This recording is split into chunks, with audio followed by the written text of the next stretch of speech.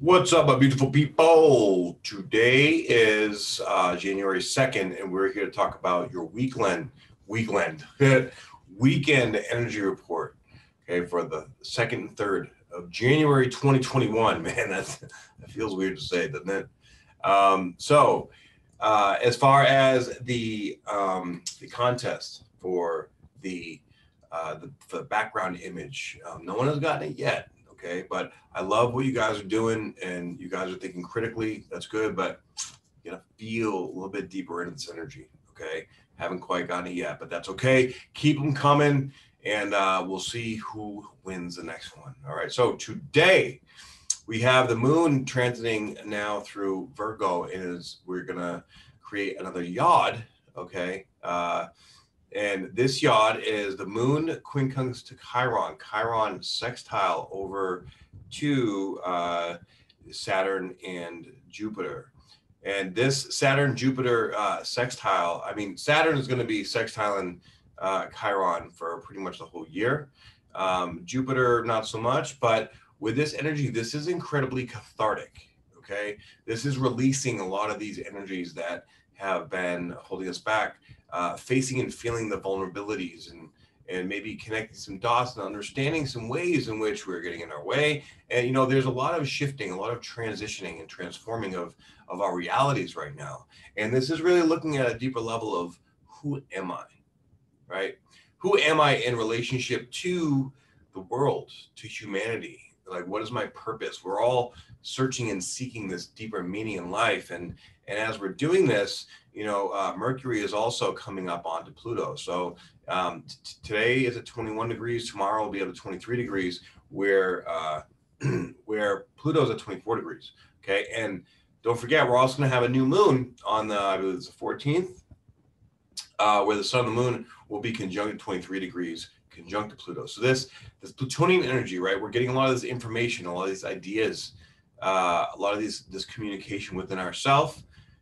With Pluto, which is incredibly transformative. This is like where all the stuff that we've learned and we've been through and we've seen and we experienced in 2020 is now coming to a fruition, and is now all the dots are connecting. All these things are happening to really step us into this next phase, this next chapter, this next level. And it may be difficult. You may have to have some difficult conversations. You may be needing to really maybe really needing to just have that conversation. Okay, don't avoid necessary conversations that need to be had in this next few days. Okay, now on we have Mars also at 28 degrees of Aries. It won't be to 29 degrees till Monday, but you know, this is still like an anorectic degree. It's still very powerful, and Mars has been in Aries for a long time. So there's this feeling of like, yeah, let's go, right? Let's get ready. I want to go. I want to make shit happen. I want to do it. I want to do it now, right? And tomorrow, the moon coming into the second decan of Virgo will be trining over to the sun and Mercury and Pluto. Okay, so this is very good for us really shining a light and understanding our emotions, our feelings, like connecting the dots, not being so analytical, being more so in our feeling body. But again, don't forget, you know, that Neptune is still square the nodes. So there's still that like air of disinformation or delusion going on. So don't fall into the trap of, you know, like we really want to do something, right? But we don't want to jump the gun. Okay, so there's this feeling that we want to do something, we want to make something happen, but we still need to practice patience. Just a little patience. Yeah. Oh God, that was terrible. But you know what I'm saying, right? Like, so we're feeling this like, you know, catharsis, but when we're in that catharsis, we may feel like we want to move through it faster. We're just like, let's just get it done. Let's get over with. I just want to be done with this shit. You know what I mean? And this is where we got to just sit in it and be okay. And, you know, the moon's going to also be opposing Neptune. So there's, you know, a grand cross here.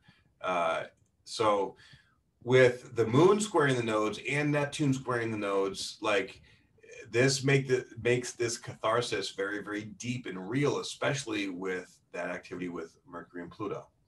All right. And of course, with the sun in Capricorn, this is where we're stabilizing the foundation. This is where we're setting the stage to come into this next chapter of our world. And, you know, we've come into a new way of being, right? There's much less earth energy. There's much more air energy.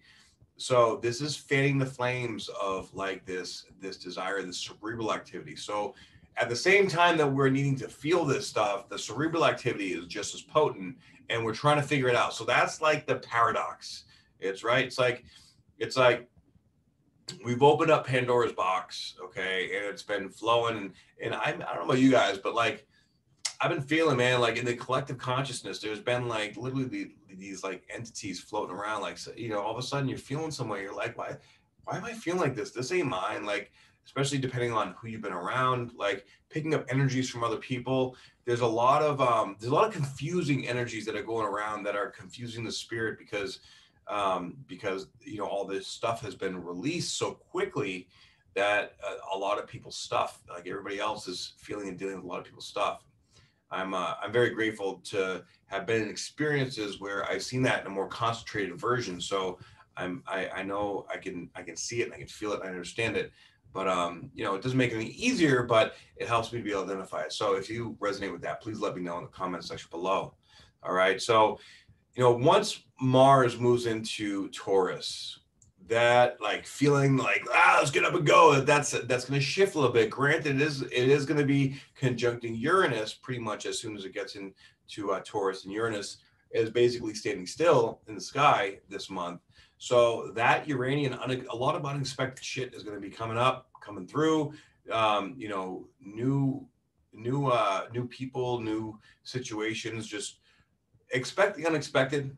Okay, with all this energy, and like we're closing the door on all this stuff that needs to go bye-bye.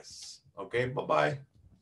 And as we close these doors, new doors are opening, but the new doors are sort of like unknown. So it's a little bit, you know, we have to get out of our control dynamic so that we don't fall into the trap of needing to figure everything out, because we are most definitely not going to do that. Okay, there's no figuring shit out right now. There is just being in the present moment and being with it and letting it teach us. Let the catharsis flow as effortless as humanly possible. Okay. And of course, we do have still like this great aspect with Venus in the third decan of Sagittarius. Venus Sagittarius is beautiful. It's a beautiful mind, wanting to explore, wanting to receive, wanting to learn more, wanting to do new things, wanting to create, wanting to flow. So, you know, tap into that, you know, creative energy flow. And, you know, let's embrace it. Let's make some stuff happen. And it actually is, Venus is semi-sextile to Pluto, which is incredibly beneficial whenever Venus and Pluto are in a dynamic, especially a harmonious dynamic like this.